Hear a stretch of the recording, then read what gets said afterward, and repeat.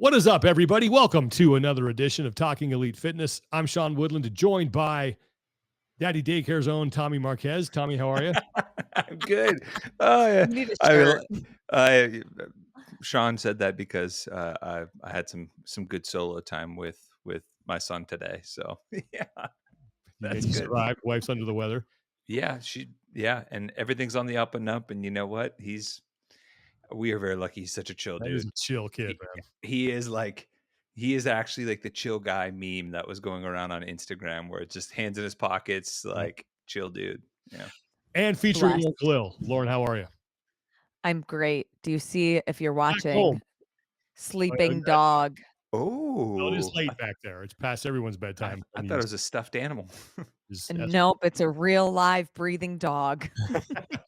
it is past 10:30 p.m. Lauren's time, so she's might pass out halfway through the show. So No, we'll no, no, no. I didn't take the Thirdzy yet. I'm I'm taking the waiting. Thirdzy. Well, speaking of which, that's our sponsor for today. We want to thank our good friends at Thirdzy for sponsoring the show. They're great partners.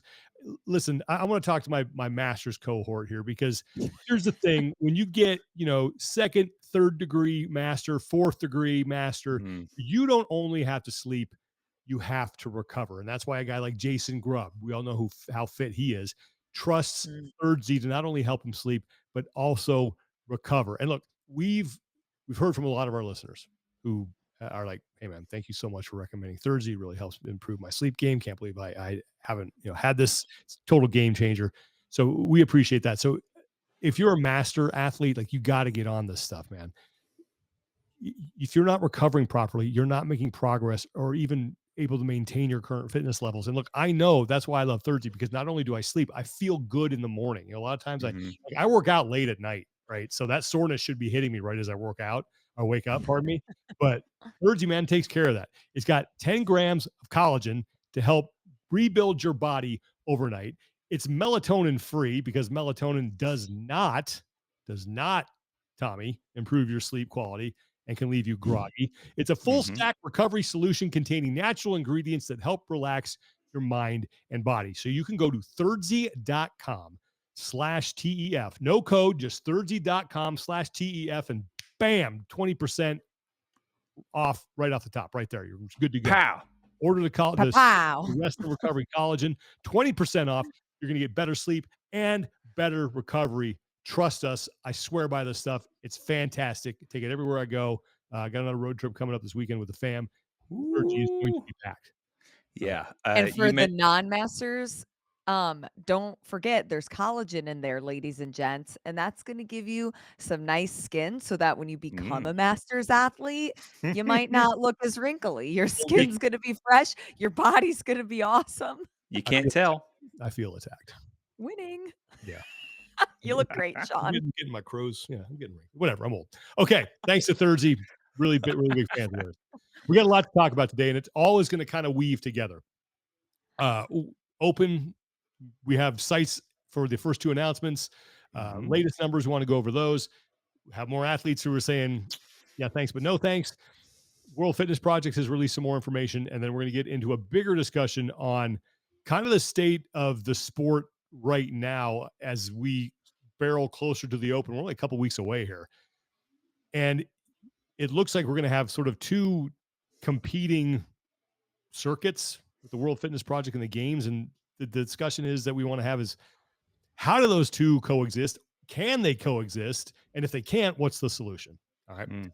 Well, let's get into the first thing we want to talk about, and we do our weekly check-in courtesy of our good friend Mike Halpin of open registration numbers. Now, Mike, if you follow him, known and knowable on Instagram, has two slides. He'll show you where they are kind of percentage-wise based on the number of days of registration. Mhm. And then he shows you where they are, where 2025 is comparing to 2024 with the same amount of days to go until we actually start. So that's like right now we're 19, I believe we're 19 days out. That's the latest one Yep. that he has. So 19 days away from the Open. Compared to last year, the numbers for 2025 are down 44%. Okay. Last year at this point, we had 148,919 people signed up.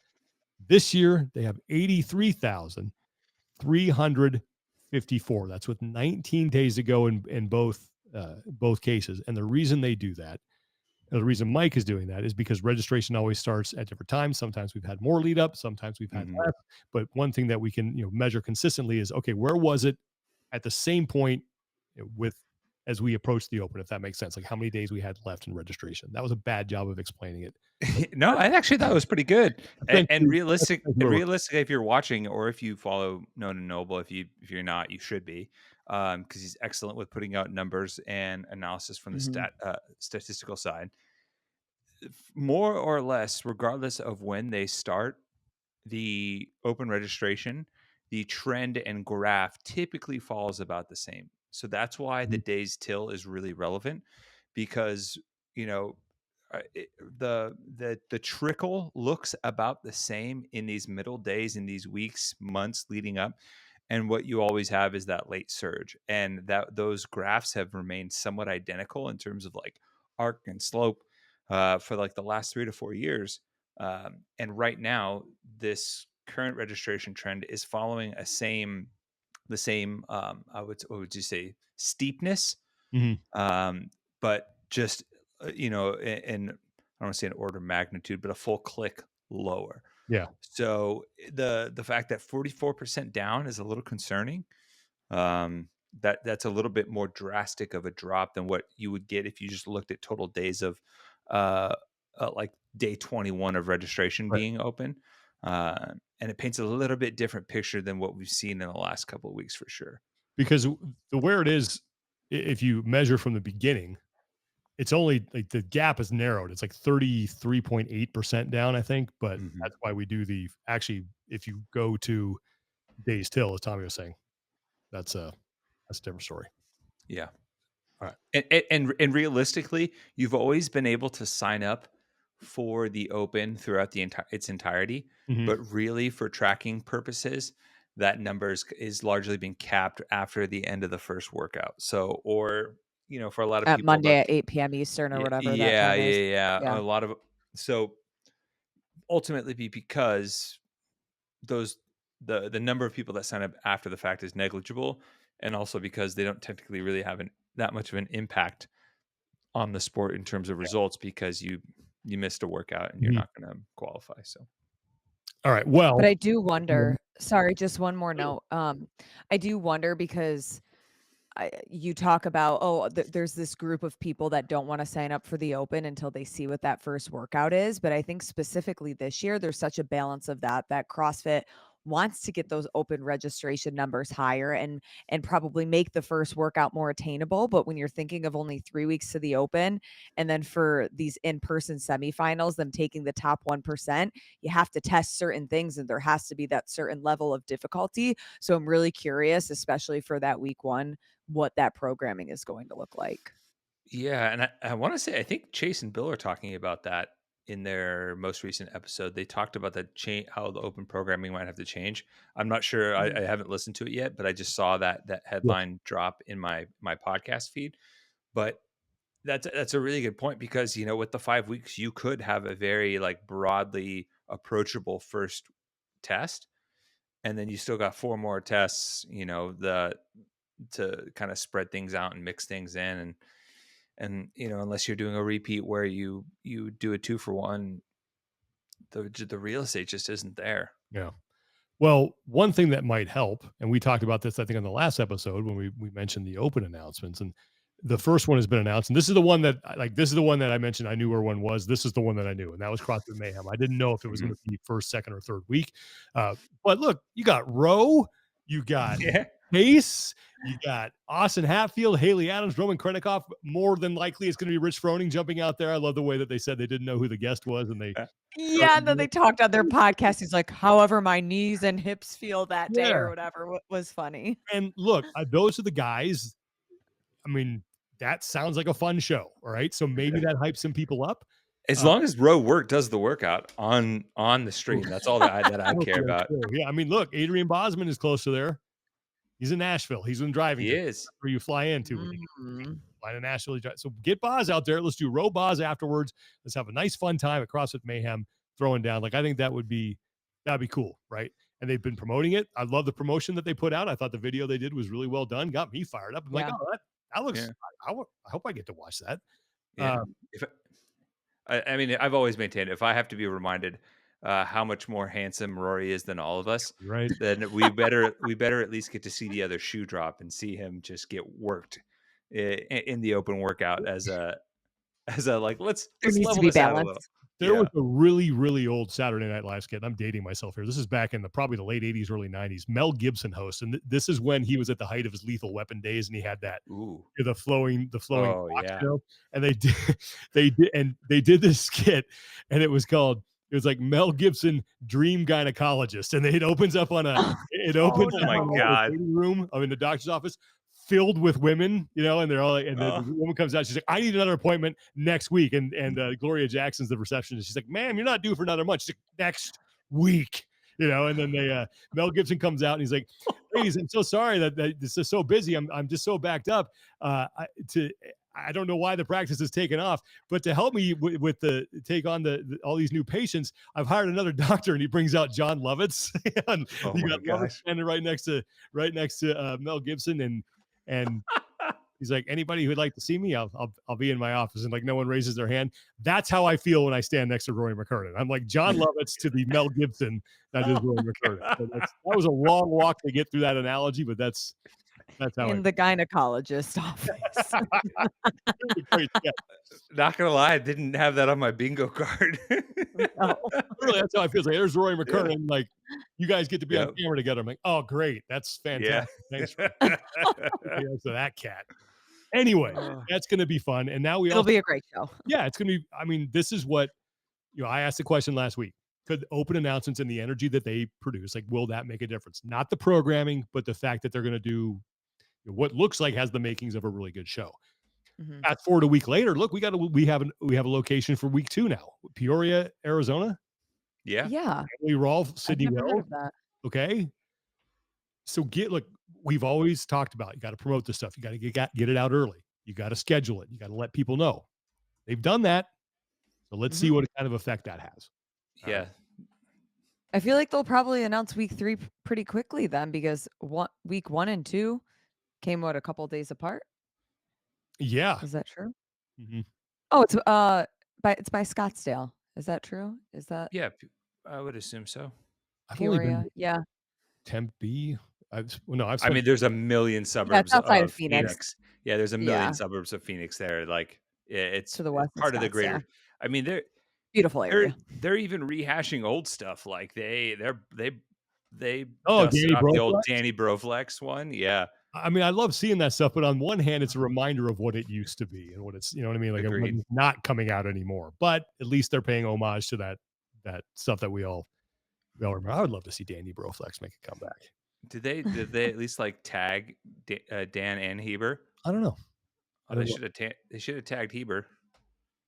I remember this was way back in the day. What was it? We were doing post shows one day. We were down there voicing the post shows. This was, it must have been the late summer, so no, actually early fall, because we usually did it around September. Anyway, Yep. Dan was rolling around, and he and Heber were just sort of like shooting random stuff where Dan just busts in and does other people's jobs.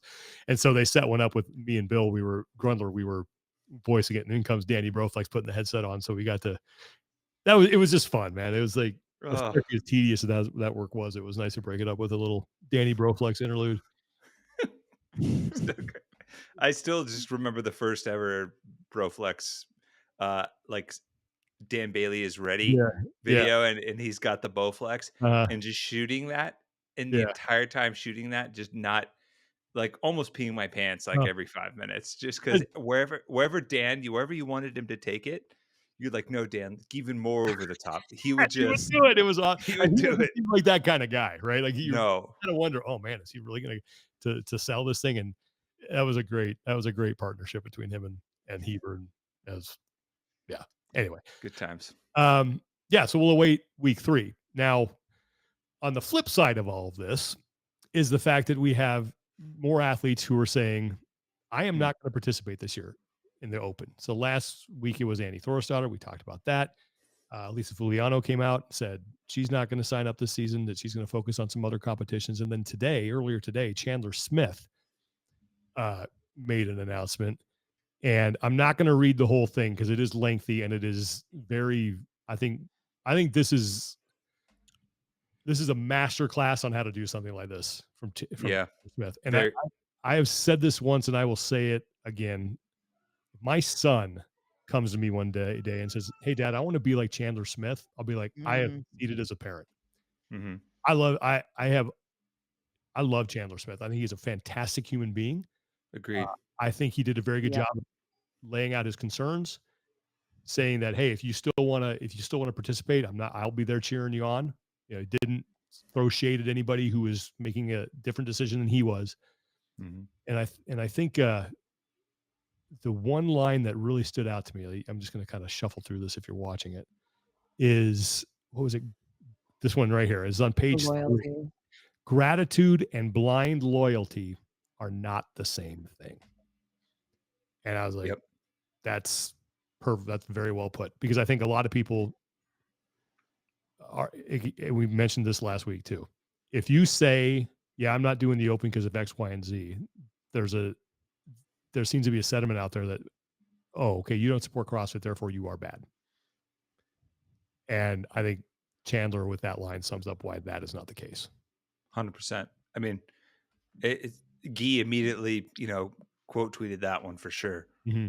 He's one of the top comments. But I just to like kind of go back on something that you said, like Chandler is someone that, whether you agree with him or not, you cannot say that he hasn't always clearly had a moral compass that he operates off of, to where you can always be confident that he is doing what he feels is right. Mm-hmm. And I think that is one of the things that has endeared him to the community. It has made him very real and open and honest. It's one of the things that I think has made him, whether directly or indirectly, I think a leader in this space in that regard. And it's not always like you have a title that makes you that leader. Your job, there are people that are leaders by the way they handle themselves and carry themselves, and it's not always as overt. And I think Chandler fits that bill for sure, because he has, in my opinion, been a great value to the sport and the community at large. He has, inspired countless people through the things that he has overcome during his career, the things that he's persevered through to get to that games level and that pursuit. He's left a wake of kindness, and generosity and authenticity with who he is and how he treats fans and people, that I think has been additive to people's experience in following the sport. And that right there is a great value. And I think he has been unafraid to speak his mind when he feels like something is not being done the right way. And he is someone that has been unafraid to have a backbone in that regard. And that is admirable for sure. Yeah, it's like you said, like Chandler is one of the people who's like, friendship and experience in the space that we've been able to cover, his career and have time, behind the scenes, that I value some of the most. Mm-hmm. You walk away with every interaction with him and Jesse too, and just be like, your day's better. Yeah. um, Both great people. yeah, you turn the corner, you see them standing there at a competition, like you just can't help but smile, and you walk away, with an even wider smile. And I applaud him for being unafraid to use his voice, the nature of being open and honest, and utilizing your voice is that not everyone's going to agree with you, but it shouldn't deter you from doing that. And I thought he was very respectful. He was very eloquent in how he did it, and I think it's going to resonate with a lot of people for sure. There was also some things that he said that I thought were also important too. He did mention that there are, when he was basically saying he was going to support people, he was Mhm. like, I think it touched on an aspect that I think is really important, right? That like these decisions are not monolithic, regardless if the outcome is the same. So not everyone choosing to sits out for the same reasons, and they shouldn't be treated as such. Just like not everyone choosing to compete will do so for the same reason. Some, he said, will do out of choice, others out of obligation, right? Which is the nature of the game. Like Mhm. there are athletes that have to do the game season as part of their sponsorship contracts. Hmm. And so whether they want to or not, their livelihood depends on them signing up. And they may not want to compete, but they have to, and they are financially obligated, and that's okay. But I do think that he does touch on some of those aspects that are really important to remind ourselves when we're looking at these decisions, because there's certainly going to be more of them coming out. Mhm. Yeah, I just to tell you what kind of person Chandler Smith is, like I have not spoken to him a ton, but when I do, like you said, it's a great conversation. When my dog passed away last August, he texted me. I didn't even know that guy had my Wow. number. I had him in my phone because I had to reach out to him for different things. But he texted like Mhm. he never met my dog. He barely like he and we know each other in a professional sense. But the fact that he did that, like that tells you a lot about a person. Yeah. Uh, and now it's like this will lead us into. I want to mention one thing about the World Fitness Project, then we'll get into the bigger conversation. But this is not going to be the last one of these. Like it's Well, just even Joshua El Chama, I don't think he outright said he wasn't doing the open, but he had a post on his Instagram story today and just talking about how there's this major divide in CrossFit, and he compared it to how people treat politics right now, and yeah. just kind of saying that he never thought that things would get so unprofessional and so hateful. So um it's we it's sad when you see that so many people are now coming out with these statements, because especially when you think of somebody like Chandler Smith, I'm sure he has been sitting on this post for weeks, let alone months, trying to figure out like what is the best way to curate what he wants to say and how he wants to move forward. That Sean, like you said, I'm curious to see how other athletes and who comes forward with a similar sentiment, or just, where their cards are with how they're feeling. And I don't get the sense that this is something for Chandler where he's like, "Hey, I'm going to get a bunch of attention on this." I think he's No. doing this because and he said it. He mentions it on the first slide of his post. Like, if you, what good is having a voice if you're not going to use it? I think he is trying to stand up for something that he loves and I guess affect the change that he thinks is necessary in order for things to move forward. Mhm. Mhm. And now it's I don't know who's going to be next, but I can't imagine this is the last one. Yeah, I imagine that there'll be some leaderboards scouring to see, because I'm sure not everyone's going to announce it, Mhm. and Yeah. but it's yeah, I would be shocked if this was the last one for sure. All right. Well, that'll move us to the World Fitness Project. And what they did recently is something that I think athletes have been asking for a long time from CrossFit, is that they released a list of all the movements that you will see uh, at their competition this year. And it has here, I'll put it up on screen. It's got they have different categories to it. Um, they have dumbbell, they have kettlebell, strongman, other, and they list everything out. Uh, this is for the pro and the challenger divisions. They have barbell, gymnastics, monostructural, burpee. They list all the different kind of burpees, axle bar thing. So yeah, that is a robust list. There's a lot on there, but uh, I like the fact that they're saying, all right, here it is. This is everything that we could possibly program. It's all Mhm. right here. Okay. Yep. No surprises. You have Yeah. a chance to try everything on this list.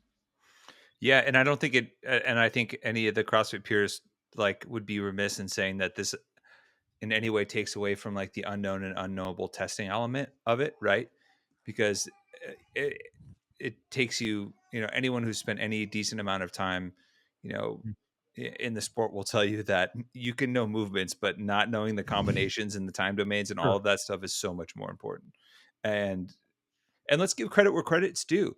The IF3, the Right. International Functional Fitness Federation, was the first to really do this, and they published a movement list. They published judging standards. They've been Mhm. very organized in how they present this type of information, with the goal of moving the sport forward in a manner that's professional and will bring it some legitimacy in that it's having these known elements Hmm. that don't necessarily take away fully from the secrecy of the test, I guess, allows for just a better organized sport and how it operates front to back. And I think the athletes will appreciate it from a safety perspective. I also think it brings clarity if you can publish movement standards and things like that. That you're not trying to trick them. Hmm. Uh, and this is something that athletes have been asking for a while. Yeah. So Mhm. the IFA was very forward in doing that, and all of this stuff. And granted, there was different motives as well for them too, because in order for functional fitness to be recognized by the IOC and have a chance of getting to the Olympics, you need to have a movement list published. You need to have a set of standards published. Mhm. You need to have certain aspects and organizational structures in place. Otherwise, there's no chance. So, yeah.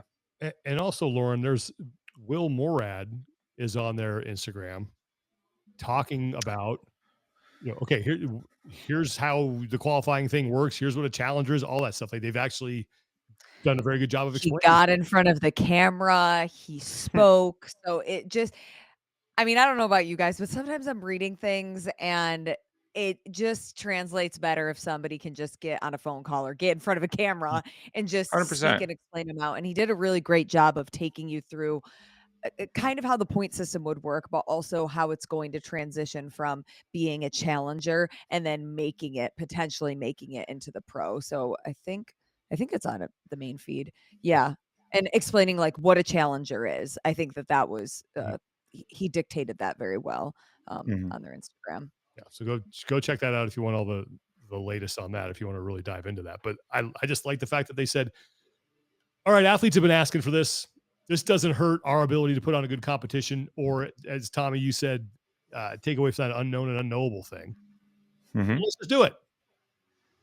Done. All right. Everybody's happy. It's a small ask, very easy to do. All right. This now brings us into the main conversation that I wanted to have. And as we continue to get closer to the open, as more athletes now are starting to say, I'm not doing this, I'm doing that, we're kind of getting we have now two kind of distinct competition seasons here. We have the games season that's going to start with the open, then go into virtual and in-person semifinals, then to games. And then we have the World Fitness Project, which has 3 in-person events, 2 which lead to their championship event at the end of the year. Can these two coexist? And I don't know the answer to that. I know where I'm kind of leaning to where I think what needs to happen. And they're going to have to this first year. But can we keep doing this to where we have two very distinct seasons? Because I think when CrossFit was at its height, I mean, there are a lot of other factors that contributed to this. But it was one season. There were some off-season events, but they were never considered kind of part of finding the fittest, or they never were seen. I don't want to insult these other events by saying that they weren't seen on equal footing, but they were not as prestigious. Maybe that's the right word. Mhm. But you had one season that everybody understood. You knew, open regionals games. Everybody was on board. There was no sort of hybrid or different way to compete. And I don't know now. Do we have? Is there enough demand and is there enough space for these two to coexist? And I will just let you guys run with that. Hmm. I'll jump in with my thoughts. Who wants to Well, start? maybe just tapping into some of the sentiments that I've gotten from the athletes and having some of these discussions over the last 6 months or so. It feels much like people are realizing they need to diversify their stock portfolio, and their portfolio being the professional opportunities that they have with their fitness. Mhm. Um, because ultimately they realize that they are at the mercy of the ebb and flow of a single entity that they might not necessarily agree with. Can I And ask that you a question really fast? Sorry to interrupt on that. Would sure, you yeah, include go High for it. Rocks in that? Yes, 100%. Yeah, yeah. I would include High Rocks. I would include, um, I mean, yeah, look at the I don't know. Vegas event. I feel like we were the only ones that weren't there that do CrossFit. Yeah, no, for sure. And yeah, so I think the antennas have been up for athletes looking for other ways to potentially use their fitness and train and take their passions and apply it at a professional level.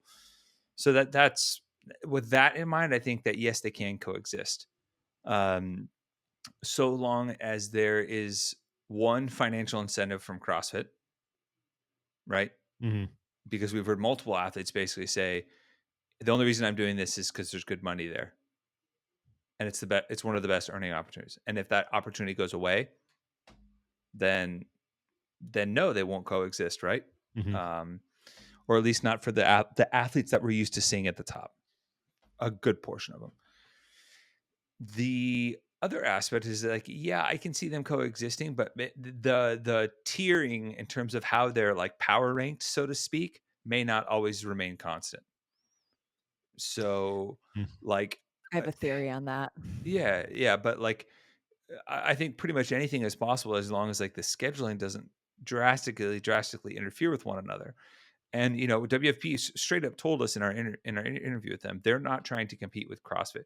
They're trying to provide another alternative option for athletes to compete at a high level that doesn't interfere with the CrossFit Games season, so that they can do both and they can maximize the applications of this fitness for them as athletes, right? And their earning potential. And if that remains the case, then I always see there's a possibility for them to do both, because there will be athletes doing both, and those athletes stand proof to the fact that they can coexist. It just may not always be in with the games being like this crazy thing at the tip top. Okay. And because I think there's still so many variables, like Sure. this year, World Fitness Project has 3 in-person events. Are they looking to grow that to 6 and 9? Like, what is the number of potential growth throughout the years? Is that a vision? And is the CrossFit Games season going to stay the same? Is it going to stay with this? You can choose to do semifinals in an affiliate, or you can choose to do it in person. Because when you're thinking of the athlete picking and choosing, that probably the biggest earning opportunities, Rogue, Wadapalooza, the Games, World Fitness Project, Dubai. I mean, you're getting more and more on the table. So at some point, you do need to pick and choose what makes most sense for you in your season. Um, I think that if the World Fitness Project is successful, and if it's successful to the athlete, I could see a world where maybe not next year, but maybe in the next 2-3 years, if things are still progressing, the World Fitness Project turns into where we see the elites compete, and the CrossFit Games turns into that second tier bubble if the prize purse diminishes. For the games. And that's where, and the games is where we almost see it as a feeder system for those athletes to then become challengers to eventually become pros in the World Fitness Project. Because those bubble semifinals athletes, they probably care less about the prize purse than the best of the best, because they're used to getting that. Like, if you have these athletes that haven't broken through yet, they're still trying to get sponsorship opportunities. They're still trying to compete in person as much as possible, which coexists with getting sponsorship opportunities. So I wonder if that's where the balance is, where they do both coexist. They just change, kind of as Tommy alluded to, where are the best athletes and where are those second level athletes that we're keeping an eye on to one day be the best. Mhm. And I know that they have stated that. You're right, Tommy. They're like, we don't want to compete with them. This is an alternate avenue. But if you're offering something to athletes to where you're saying, you're going to make X amount of dollars over here, and you're peeling off some of the top people in the sport and I don't want to say keeping, but motivating them to just come do your events because of what you're offering. Let's just say hypothetically, for sake of argument, top 5 men, top 5 women from the games last year, all say, yeah, I'm going World Fitness Project. While you're not explicitly saying that you're competing with CrossFit, you kind of are, because you're taking away some of the best draws that they have to get people to watch their But are you sport. taking it away, or are you just offering something better? Well, you're taking it away because you are offering something better, and that's the Yeah. definition of competition. Yeah. And Yeah. Or Yeah. Or is it a little bit of like CrossFit abdicating that spot on the throne based on their actions, right? It's like, um, I don't know. It's like, and granted, people's stances can change, right? Like if Mhm. WFP gets a ton of momentum and suddenly they're like, hey, we want to throw our weight around a little bit, it's like, it's that kid who finally hits the growth spurt on the playground, and yeah, maybe he wasn't going to challenge the bully before, but suddenly yeah, suddenly you hit your man weight a little bit, and yeah, I will go up and maybe challenge for the king of the playground a little bit here, and I'm not afraid of that anymore. Mm. And that could be just a matter of where you are in the hierarchy, but at the same time, if they're trying to just create another good opportunity, yeah, why wouldn't they? Why wouldn't they coexist, at least for um at least for the time being, when the schedules don't conflict? Mhm. Mhm. Because also, if like I don't know, like it would seem very short-sighted like on to come out of the gates right away and be like, no, you can't, we're trying to provide more opportunities, but you have to only do ours, No, and I don't think right? that no, that and because And they're not doing that, by no, the way, they're but not, and that's yeah. like and there are athletes, as Lauren said, who do wanna do both, and that's fine. They should be able Mhm. to do both of them. But the thing that before I think we can even get into this, can they even compete, or are they gonna be competitors, is that the World Fitness Project has to kinda succeed where no one else has and unlock the code of how do we make this profitable? Because that Yeah. was I don't know of anybody who's been able to constantly do that. That was the big thing that prevented or that caused a lot of the changes that were made in 2018. Like the games just weren't profitable. A lot of people were that was I know Yet. who you talk Yet. to. Yet, absolutely. Well, and technically they did turn What a about profit on a couple years, But so they were viewed as like it's just the juice is not worth the squeeze. We're spending way too much here. what about Rogue or Torian Pro or the French Throwdown? Are Well, those maybe they events do. I don't know. profitable? Maybe I don't know that. But the thing with Rogue is that they can use that as, and I mean, I'm guessing, but because they make so much everywhere else doing things, Oh, yeah, they it's a don't need marketing that. tool for them, right? So Uh-huh. they have that. They Yeah. have that which is luxury. technically how CrossFit was operating anyways, True. Yeah, but I don't. I just feel like the best thing. I think that two is too many. We need this. This sport needs one. Like it's not big enough for two, and it seems like everybody has a little piece of the puzzle here.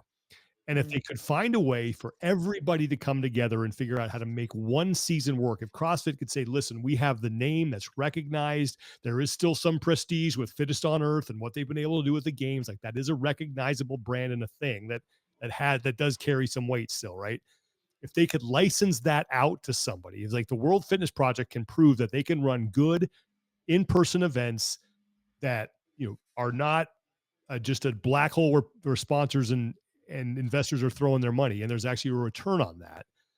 And CrossFit can say, all right, we have the open. Everyone loves the open. That's a great way for us to make money. We'll run the open. That can be sort of the opening stage. World Fitness Project, you have unlocked this middle part. So let's work together now to bring these two things together. And to me, that would benefit everybody because it would take Mhm. this huge cost off of CrossFit's plate. They could just charge a licensing fee or whatever it was. And that's just and I've said this before, that's a cash or a check they cash. And then they have someone else run the whole thing, but they put their name on it. And maybe they have some say in, you know, how events are run as far as the programming, things like that. They're not making the final decisions, but they do have a seat at the table. You bring the PFAA in, and now you have the athlete buy-in.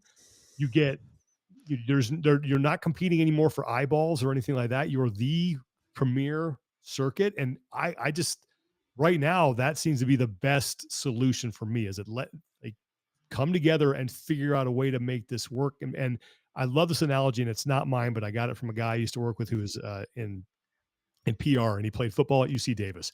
And he said their defensive line coach used to say, you don't want to hit people with an open hand, you want to hit them with a closed fist. And right now, I feel like it just there's like an open hand just flying around. And if you can come together and unite behind one thing, now you're hitting people with a fist, and it makes everybody better. Mhm. But that's because you have the mindset of rising tides lift all ships. And right now, arguably one of the biggest issues in this ecosystem is nobody can play nice together. It's this That is a problem. constant attack in every space that if you aren't going to die on this hill with me and agree with me, then Mhm. I'm gonna mute you, unfollow you, like, talk crap about you, and instead of just being like, hey, yeah, I don't necessarily agree with that, but let's talk this out, because I feel like maybe there is somewhere that we could have a similar mindset on something, Yeah. because at the end of the day, we all love fitness, we all love community, and that's what ties us together. And if we can just get back to that, maybe, Sean, we could live in a world where that would happen. Well, it's not, I'm just talking from just like a practical standpoint, Mm-hmm. is that just to me makes the most sense. Now, maybe look, maybe World Fitness Project is successful. They find a way to make this profitable and they are able to grow it. And they're like, hey, we don't need them. We don't need CrossFit. We're doing our own thing. That's Yeah. certainly possible. But like I said, Yeah. no one else has kind of unlocked that code. Yeah. And I guess like I get, and it, kind of going back to the same thing again, but it goes back to what they really want to be. Like what are their future plans are, right? Because there have always been big earning opportunity off-season comps that have survived in conjunction with the CrossFit Games. Now, granted, depending on when you took the snapshot, it would look different, right? Because 10 years ago, if someone asked, "Hey, what were the biggest competitions that I could go to as an elite athlete and get exposure?" That have been like, "Oh, OC Throwdown, like East Coast Mm. Wodapalooza. Championships." Wadapalooza is just starting to take off. Granite Games was huge.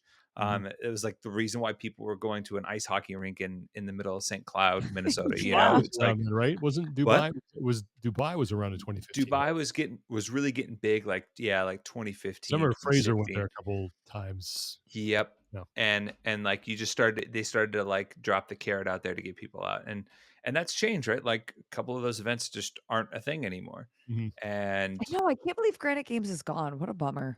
yeah. I mean, it was a long-standing one too. And I mean, by for a variety of reasons, right? Like OC Throwdown was, they did it to themselves, but yeah, it's hard to predict where everybody will be in 5 to 10 years because of like Lauren said, this volatility and this I don't want to say hatred, but it's like this aggressiveness Mhm. and combativeness that exists that's very, very different than it was, 5, 6, 7 years ago. Well, it's and I'll use I the mean, what I was mean, it, I'll the say like, XFL and the United Football League or what like they came together because they yeah, realized spring football is not a huge deal. And we can't have two different spring football leagues because the talent pool isn't enough to support it. So why don't they? And it's that thing of like what is in best in the long run here. And yes, like you're right, Lauren. People will have to give some things up, and there's going to have to be some some willingness to want to work together and say how do we make this good. Um, and I maintain like I don't think CrossFit is interested in continuing to spend money on the sports side. And say what you want about this current system, but this is sustainable the way they built it. It's like whatever we have coming in, that's what we're going to spend on the season. They don't spend anything on semifinals. That's all somebody else now. They just have to pay whoever it is that's going to be doing the video review. That's people who are already on staff, and then they're going to use that to fund the prize purse at the games. It is the most sustainable way that they've come up with yet to make sure that they're not getting out over their skis and blowing up their budget. yeah, but I mean, it kind of came as a byproduct of not being of I don't want to say getting out over their skis, but not operating in the best way possible to begin with, right? Yeah, It's like backing your way into this a I little know, bit. but like I'm just the way it is now. Like that is Yeah, sustainable, and that we go back to that Don Fall showing up on Kettlebells and Cocktails when John Woolley and Nikki Brazier talked to him about we're going to yeah, take money out, we're going to make this sustainable, and that's exactly what they've done. But yeah, I just think that it is in their best interest to find someone who wants to run this for them. And they kind of already have. If you look at semifinals, they've taken all the in-person events off of their plate and given them to somebody else. All mhm. they're running now are the games. So if all they had to do is now just license that out and let someone else do it for a fee, and those people already know how to do in-person events and then like and have the trust of the biggest names in the sport, that seems like a win-win because now you're at the end of the day, everyone's doing CrossFit. And what's that going to do? Put more people into the affiliates. And that was always the number one driving force behind everything that was when we were there, that was done. Get people into the affiliates. That is the lifeblood of everything. And I hope that happens. I mean, but like I said, maybe CrossFit gets back on track. And we saw it in 2020. They took a dip, things started picking up again. They're going to take another dip this year. They're probably going to have their lowest registration since 2020. Can they rebuild? And then maybe, and who knows what happens with World Fitness Project, if that's even sustainable. And now CrossFit's the only game in town. So maybe it's just a waiting game for them. I don't know. Yeah.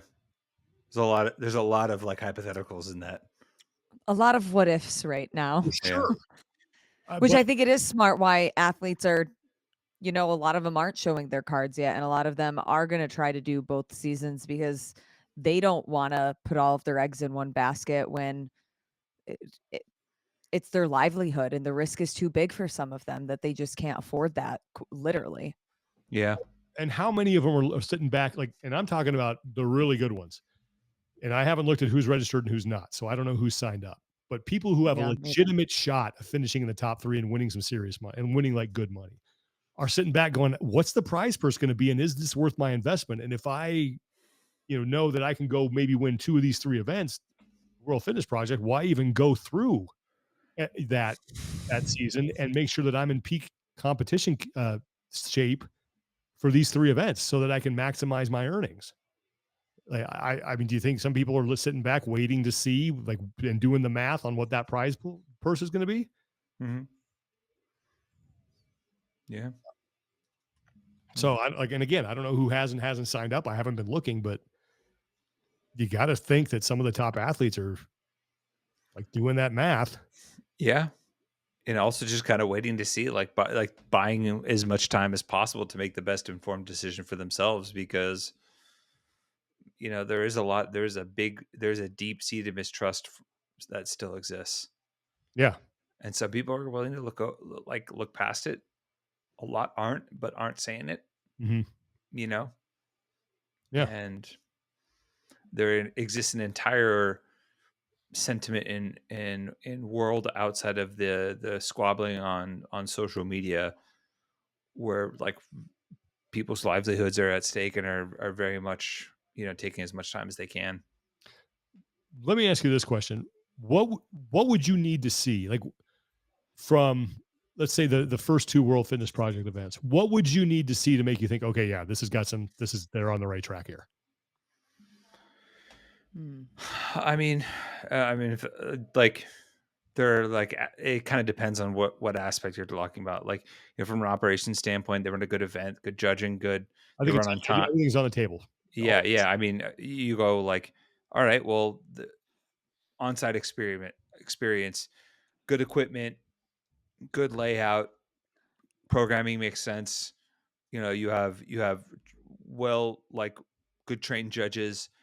Communication from the event to athletes is very clear in terms of what's being asked of them and how that ultimately is executed too, right? Because you can promise them the world and then not make good on it based on how your event runs. Mm-hmm. Your event runs on time.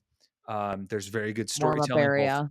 Warm-up area. There's really good storytelling, both from the live perspective. Can people follow along with this product and understand what's going on?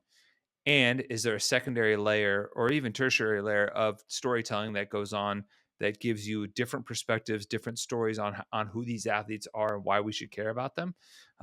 And a plan for that could potentially break outside the confines of what the sport currently sits in, right?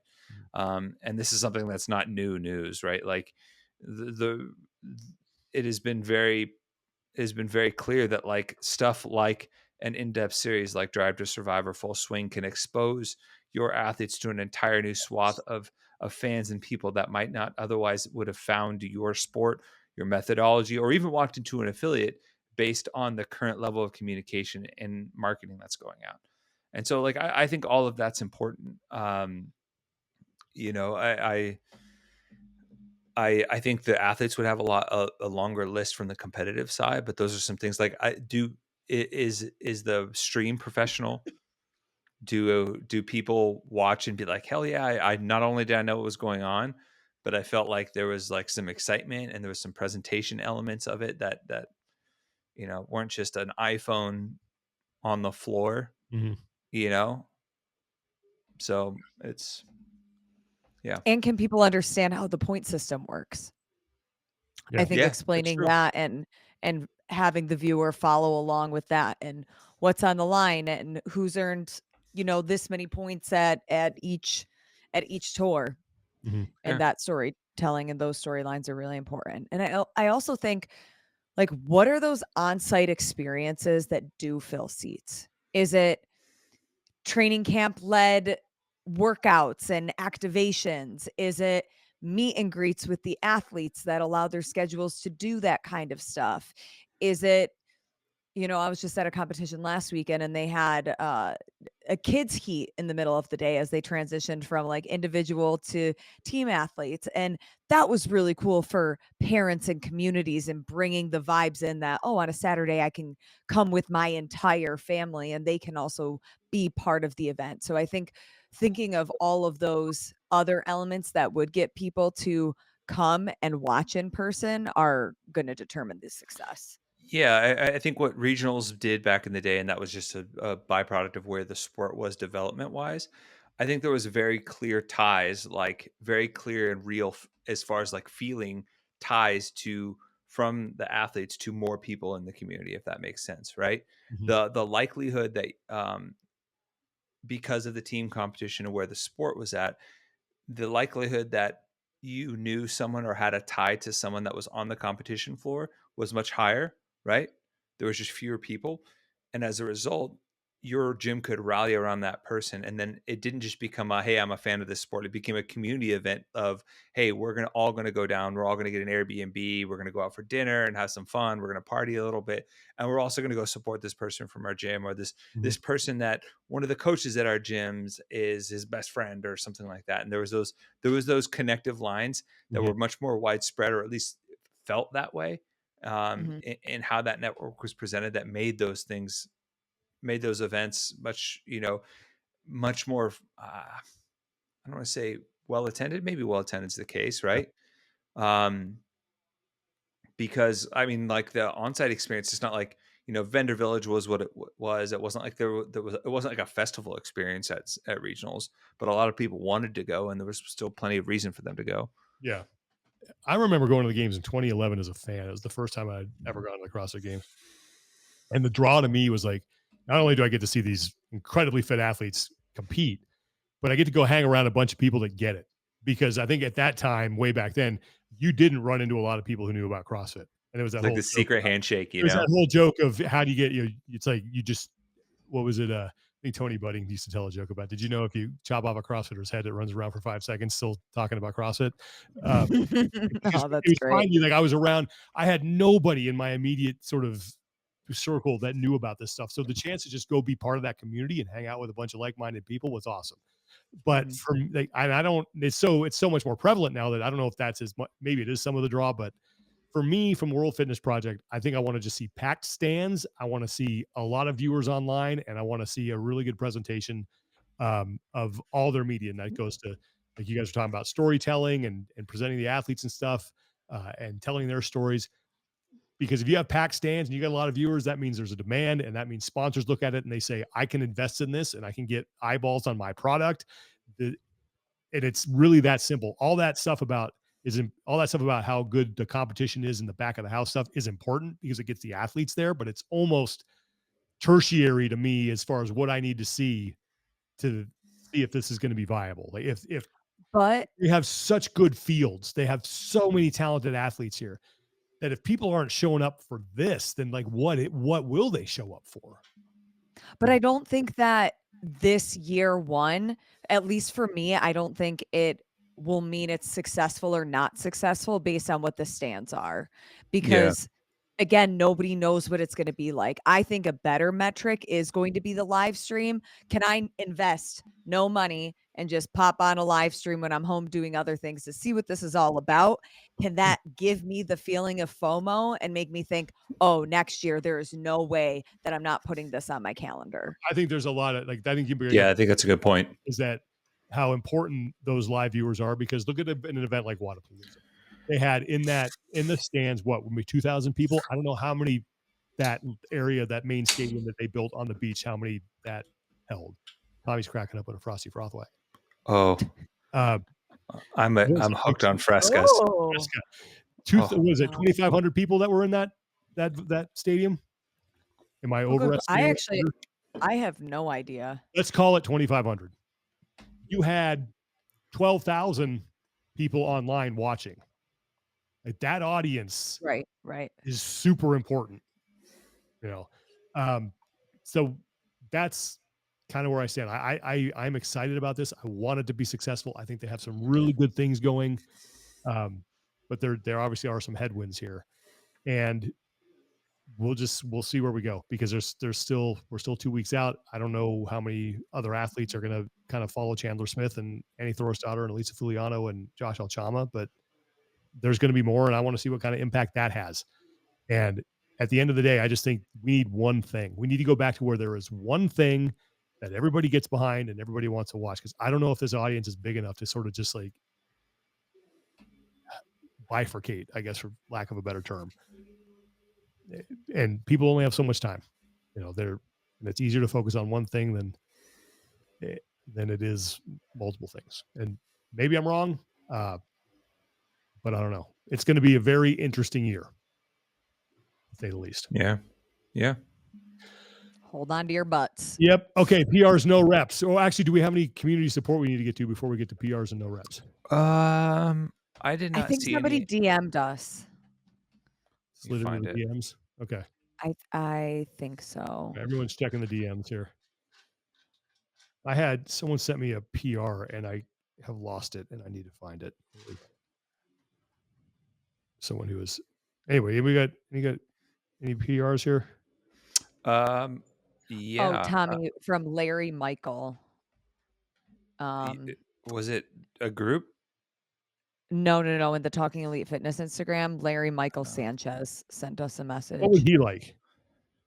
How can we help him out? Let me check. So he says him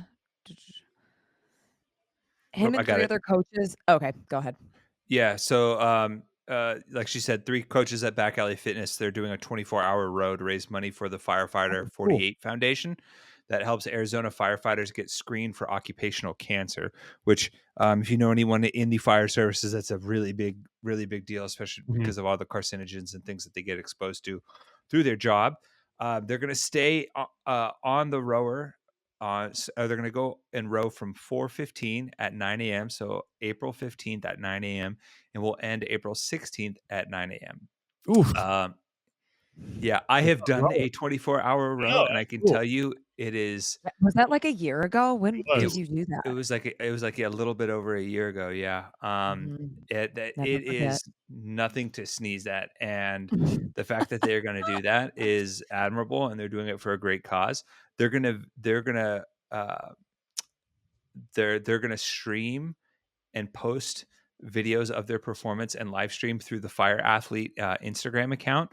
And they have a GoFundMe set up if you want to support it right now. They have a $5,000 goal, which I think is a modest goal.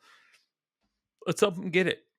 Let's help them blow past that goal. If you go to GoFundMe.com and you look up Fire Athletes 24-hour row for a cause, you should see it. There's a big banner on it with Fire Athlete and the rower, and it's the fundraiser that's set up by Firefighter 48. They're the organizers for that. So show your support, raise funds for a 24-hour row.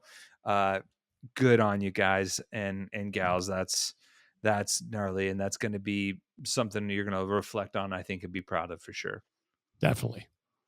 All right. Thanks for sending that in. If you guys have anything that you want us to help get the word out on, please send it to us. Send as many details as possible, because we always like to make sure that we are sending people to the right spot. All right. PRs, no reps. Anybody got a no rep they want to start with here? Yeah, for myself. All right. Go for it. Oh, You're no repping yourself. Yeah, I feel like we've been here before, but in a different way. Before you start, does this involve a dating mishap? No, actually, no. Oh. Normally for well, I guess I could no rep myself for those because I'm the one that ends up on these terrible dates. So I'll take user error. Okay. Just making sure. I needed to know what sort of posture I needed to assume for this. Tomorrow on the Q&A, we'll talk about dating app stuff Oh, and Oh, great. dating in general. Yeah. So if you're a Patreon, stay tuned. But for today's no rep, have you guys been on a true form Yes, I hate yeah. them. runner? I'm so bad at Okay. it. Oh, I'd rather have someone just punch me for a second, like 3 times, just bam, bam, bam, then I'm done. I don't want to run it. Yeah. I would prefer that too. And then I would also prefer for somebody to actually teach me how it works with the button that flips whether it's in kilometers or miles. And Oh, dear. y'all know that numbers are not my thing. They are not my thing. And I had to do 400 repeats today. And I know I'm a Ooh. bad runner. And I'm like, dang, I've been doing this 400 for over 4 minutes. That means that my 100-meter is over a minute. Like, I must be really You should freaking have been slow. clued in right there. Like, something's wrong. And then I finally, like, set my Garmin because I just had it in, like, the hip because I also had rowing intervals, so it was just, like, easier, and I was like, "You know what? For this next set, I'm gonna put it on the actual running feature," and, yeah, I had it in the wrong settings, so I did extra running today on the true form, so no rep to me because Dang. numbers. That you ain't getting nobody got time for that. Mhm. Tommy, you got a no rep? I'm gonna no rep. What is the best way to put it? Ooh, it's gonna be a good one.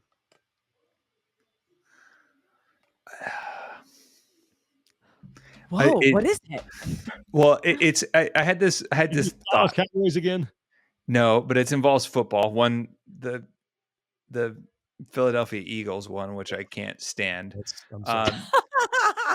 But I'm gonna no rep halftime The people that haters. booed Taylor? Oh. Oh no, that's whatever. That's you have a stand full of You're in front of Philadelphians. the That's Eagles. They're coming. gonna boo. Like, Taylor Yeah, booed. I'm they sorry. they booed Santa They booed Claus. Santa Claus. They cheered when Michael Irvin got hurt. Like, Do it's they hate happiness? more or less, yes. They just Yeah, hate everything. So it's kind of their thing. Okay.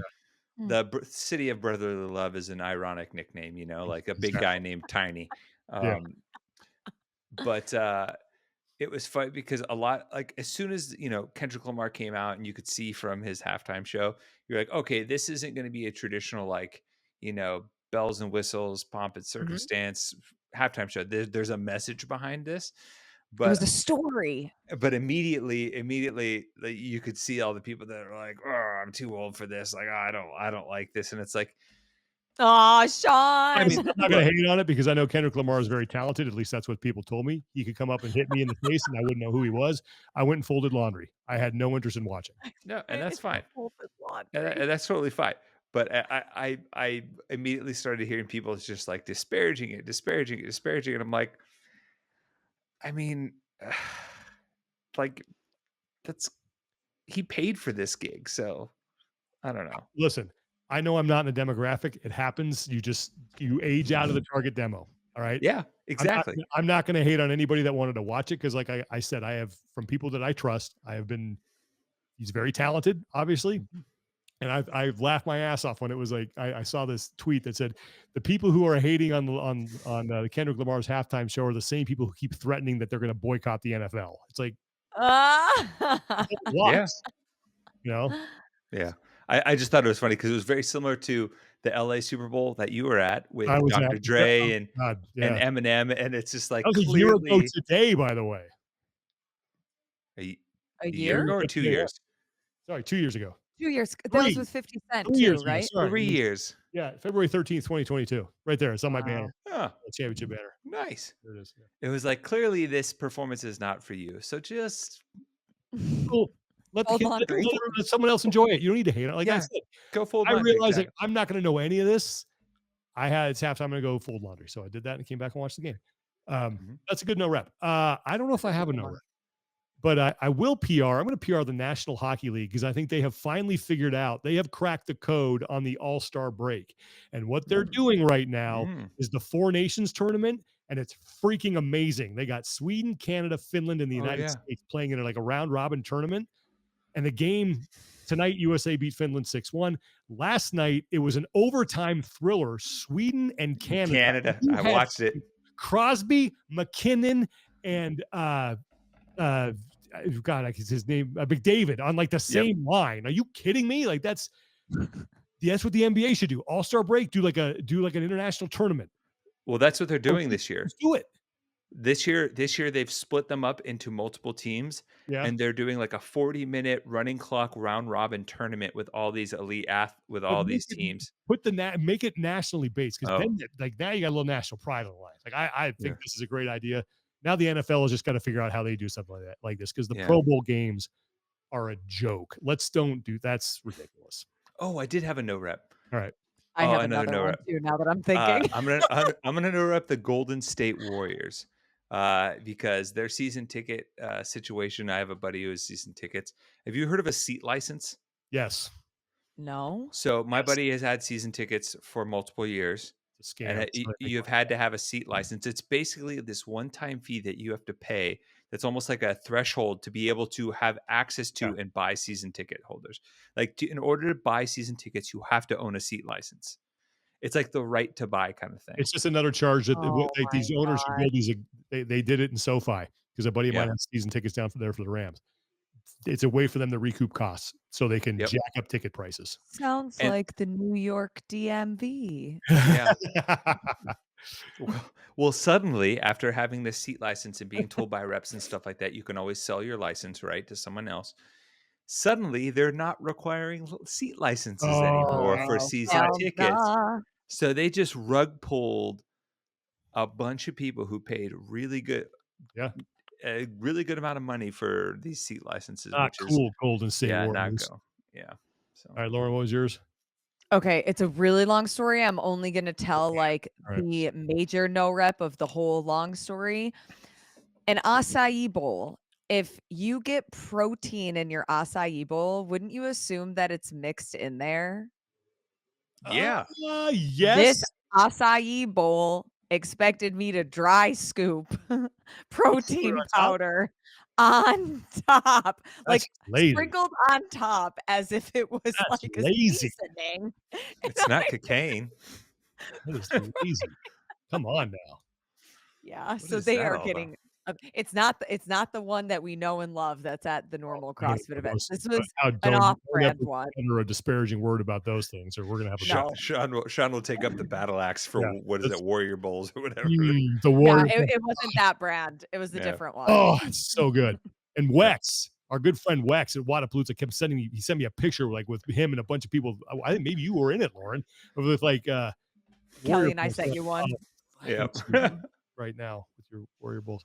All right, PRs. I already said mine.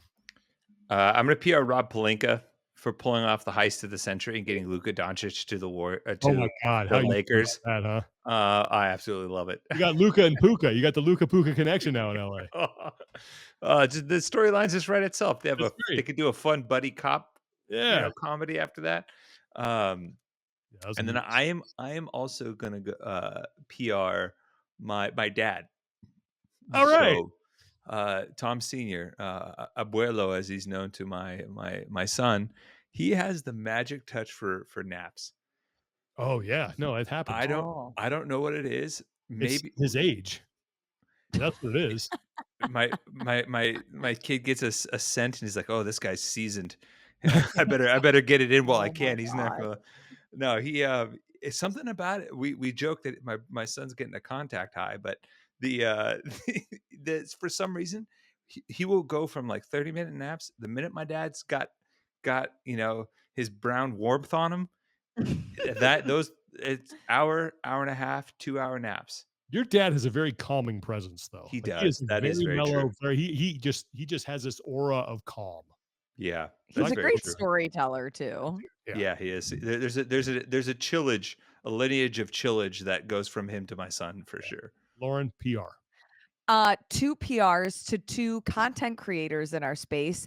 Erin Murphy, she got hired to do a gig for Amazon in New Orleans for the Super Bowl. Awesome. That was really cool. And then Chadrick, he shot the Chiefs all season, so he was shooting at the Super Bowl. Wow, that's cool. So that's 2 creators in the CrossFit space. Yeah, really awesome. Yeah, very rarely, like it is hard to get on the sidelines. Like usually they have a couple spots for Like they have some national media, and then I think they have spots, at least as when I was still doing that, for like the team for local markets. So for Philadelphia and Kansas City, they'd have some, but like beyond that, it's tough to get on the sidelines. Yeah, because he was hired, I believe he was hired by the Chiefs to shoot during the season, and obviously they made the Super Bowl, so then they took him. Who own the So yeah, Chiefs?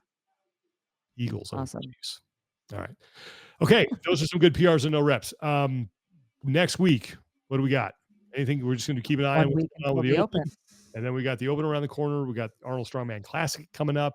And then we are in the thick of it. And it, like we were saying earlier, it's going to be a very interesting year and a very interesting next couple of months. So that is going to do it for today. Thanks so much, everybody, for watching. Thanks for listening. For Tommy Marquez and Lauren Khalil, I'm Sean Woodland. Take care of each other, be better, and we will talk to you guys next time.